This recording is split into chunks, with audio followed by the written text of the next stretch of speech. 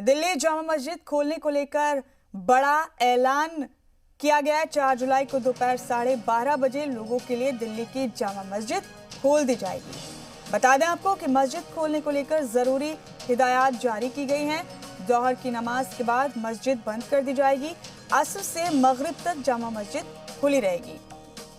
9 बजे रात से लॉकडाउन का वक्त शुरू हो जाता है। मस्जिद में पहले से मौजूद लोग ही इशा और फज्र की नमाज अदा करेंगे।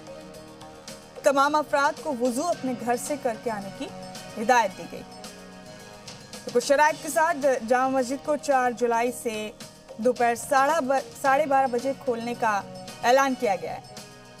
इसके लिए कुछ शराइत हैं। मस्जिद में पहले से मौजूद लोग ही इशा और फज्र की नमाज पढ़ेंगे। जोहर की नमाज के बाद मस्जिद को बंद कर दिया जाएगा और फिर दिल्ली की जामा मस्जिद असर से मगरिब तक खुली रहेगी। इशा और फज्र की नमाज वही लोग मस्जिद में अदा करेंगे जो पहले से मस्जिद में मौजूद होंगे।